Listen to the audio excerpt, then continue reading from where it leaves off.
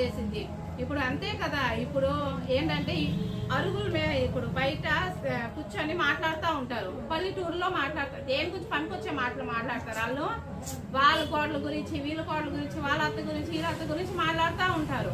ఇప్పుడు జనరేషన్లో ఏంటంటే డైరెక్ట్ ఫోన్ కాల్స్ వచ్చేసింది కాబట్టి ఇంకా ఫోన్లో వాళ్ళ గురించి వీళ్ళ గురించి మాట్లాడుతూ ఉంటారు, చెప్తా ఉంటారు. పొద్దున్న లేచిన దగ్గర నుంచి రాత్రి దాకా ఏం జరిగింది, వాళ్ళ ఇంట్లో ఏం జరిగింది అని చెప్పేసి మాట్లాడుతూ ఉంటారు. అలాగే ఈమెను ఏంటంటే అప్పుడు ఫోన్ కాల్స్ లేవు కదా, డైరెక్ట్ మనిషి ఉంది కదా, ఇంకా ఆమెను ఏంటి నీకు పిల్లలు లేరు అని చెప్పేసి కోపం తెప్పిస్తూ ఉంది. కానీ ఆమె ఒక్క మాట కూడా అనేది కాదు, ఆమె దేవుని దూషించేది కాదు, ఆమె ఎప్పుడు కూడా ఎవరిని ఏమి అనుకోకుండా ఏమి అనకుండా మంచి ప్రవర్తన కలిగి ఉండేదన్నమాట.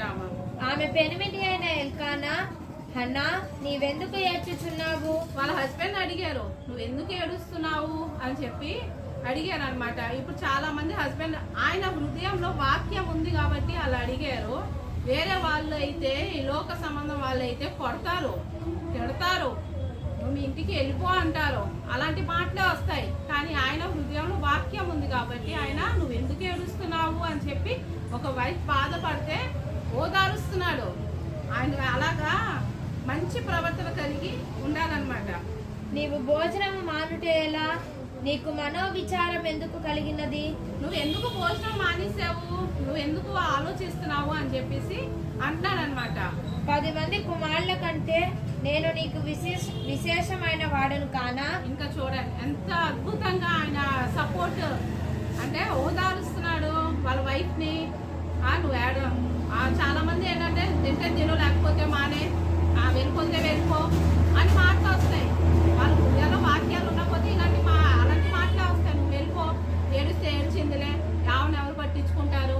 ఏంటంటే డౌరీ డబ్బులు కట్నాలు ఇచ్చే వాళ్ళతోటి ఎక్కువ స్నేహంగా ఉండడం, లేకపోతే వైఫ్ని ఏంటంటే చాలా మంది ఇప్పుడు కూడా చదువుకునే అమ్మాయి అయితే నీకేమీ తెలియదులే, నీకు ఆ కిచెన్ అంట్లు తప్పితే నీకేం తెలియదులే అన్నట్టు బిహేవ్ చేస్తారు. అలా పరిస్థితిలో మాట్లాడతారు. కానీ ఏంటంటే ఈయనేమన్నా, నువ్వు బాధపడుకు, నీకు ఎంతమంది 10 మంది కుమారుల కంటే నేను ఎక్కువ కానా అని చెప్పి అంటున్నాడు. చూడు, అంత ఒక హస్బెండ్ సపోర్ట్ చేస్తే, ఒక హస్బెండ్ మంచిగా మాట్లాడితే అమ్మాయి లైఫ్ ఎంత బాగుంటుంది. తల్లిదండ్రులను విడిచిపెట్టి వచ్చింది, లేకపోతే కనుక వాళ్ళ ఇంటి పేరు కూడా మారిపోయింది అమ్మాయిది. అవునా కదా, ఇంటి పేరు మారిపోయింది, ఊరు మారిపోయింది, తల్లిదండ్రులు విడిచిపెట్టి వచ్చింది. వాళ్ళకున్న అలవాట్లన్నీ కొత్త అలవాట్లలో వస్తుంది. ఎందుకంటే